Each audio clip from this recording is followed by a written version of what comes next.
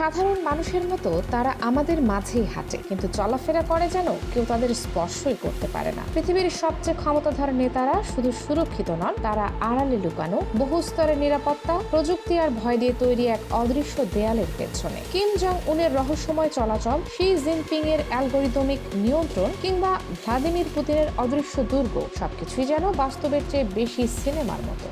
Vladimir Putin, যিনি নিরাপত্তাকে একেবারে অদৃশ্য করে ফেলেছেন, তার অবস্থান সম্পর্কে নিশ্চিত হওয়া প্রায় অসম্ভব। একই সময় একাধিক কনভয় বের হয়, সবগুলোই বুলেট প্রুফ, কিন্তু আসলটি কোনটি তা কেউ জানে না। তার নিরাপত্তা সংস্থা শুধু তাকে রক্ষা করে না, বরং তার চারপাশের বাস্তবতাকেও নিয়ন্ত্রণ করে। তার আশেপাশের প্রতিটি মানুষকে কনস্ট্যান্ট মনিটরিং এর মধ্যে রাখা হয়। Camera, audio recording, behavioural tracking, সবকিছুই চলছে সব সময়। তিনি খুব কমই খোলা জায়গায় কিছু খান বা পান করেন। প্রতিটি খাবার আগে থেকে পরীক্ষা করা হয়। তার ডিজিটাল প্রেজেন্সও অত্যন্ত সীমিত। তিনি কখনোই এমন ভাবে সামনে আসেন না যেখানে তাকে পুরোপুরি বোঝা যায়। তার সবচেয়ে বড় অস্ত্র হলো কনফিউশন। কেউ জানে না তিনি কোথায় আছেন, আর সেটাই তার সবচেয়ে বড় সুরক্ষা। উত্তর কোরিয়ার নেতা কিম জং উন তার ব্যক্তিগত নিরাপত্তাকে একেবারে অন্য মাত্রায় নিয়ে গেছেন।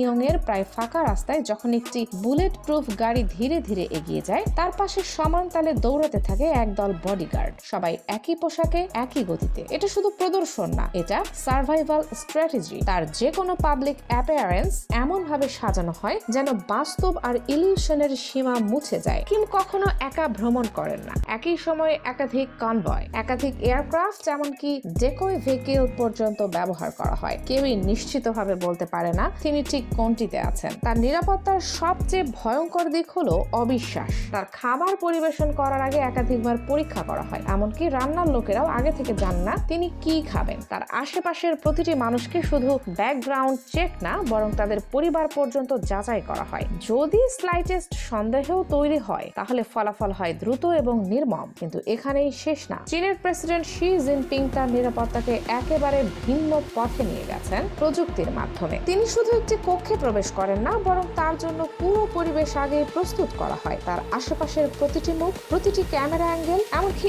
আকাশের আবহাওয়াও আগেই পরিকল্পনা করা হয়। এটি শুধু নিরাপত্তা নয়, এটি একটি সম্পূর্ণ নিয়ন্ত্রিত বাস্তবতা। ফেসিয়াল রিকগনিশন সিস্টেম ক্রাউডের প্রতিটি মানুষকে স্ক্যান করে, ডাটাবেজের সাথে মিলিয়ে দেখে। তার নিরাপত্তা বাহিনী এতটাই গোপনীয় যে তারা সরাসরি রাষ্ট্রের শীর্ষ পর্যায়ে রিপোর্ট করে। তার আশেপাশে যারা থাকে, ডাক্তার, রাঁধুনি, এমনকি অনুবাদক, তাদেরকেও বহু স্তরীয় পরীক্ষা পার হতে হয়। কোনো ছোট ভুল বা অসামঞ্জস্য ধরা পড়লে তারা হঠাৎ করে অদৃশ্য হয়ে যেতে পারে। এদিকে সৌদি আরবের যুবরাজ মোহাম্মদ বিন সালমান নিরাপত্তাকে একেবারে ফিউচারিস্টিক করে তুলেছেন। তার ব্যবহৃত প্রযুক্তি এমন পর্যায়ে পৌঁছেছে যেখানে মানুষের ফেসিয়াল এক্সপ্রেশন পর্যন্ত অ্যানালাইজ করা হয়। তার ব্যবহৃত গাড়িগুলো শুধু বুলেট প্রুফ না, কিছু গাড়ি এমন ভাবে তৈরি যাতে প্রয়োজনে নিজের ভেতরের ডেটা ধ্বংস করে ফেলতে পারে। তার বাসস্থানগুলো যেন একটি high tech fortress, biometric lock, AI surveillance, এমনকি রোবোটিক সিকিউরিটি সিস্টেম পর্যন্ত ব্যবহার করা হয়। তার নিরাপত্তার সবচেয়ে বড় দিক হলো তিনি এটাকে লুকান না, বরং দেখান। তার চারপাশের সবকিছু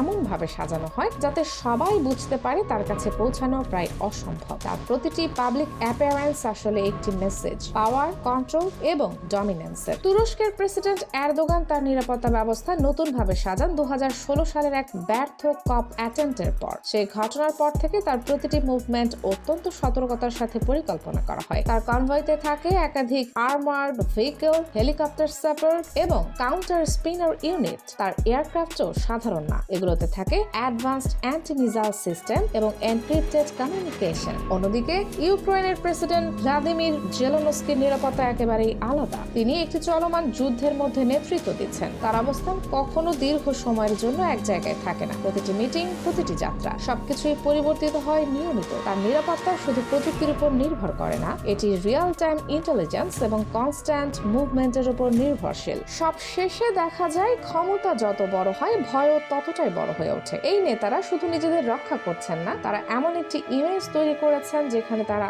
অজেয়। কিন্তু এই লেয়ার্ড সিকিউরিটির ভেতরে লুকিয়ে আছে একটাই সত্য, ক্ষমতার চূড়ায় পৌঁছালে সবচেয়ে বড় শত্রু হয়ে ওঠে অনিশ্চয়তা। তাহলে প্রশ্ন হলো, এই বিশাল নিরাপত্তা ব্যবস্থা কি সত্যিই তাদের রক্ষা করছে, নাকি ধীরে ধীরে তাদেরই বন্দী করে ফেলছে? আর এই অদৃশ্য দেয়ালের পেছনে আসলে কে নিয়ন্ত্রণ করছে, তারা নাকি সেই ভয় যেটা থেকে তারা পালাতে পারছে না?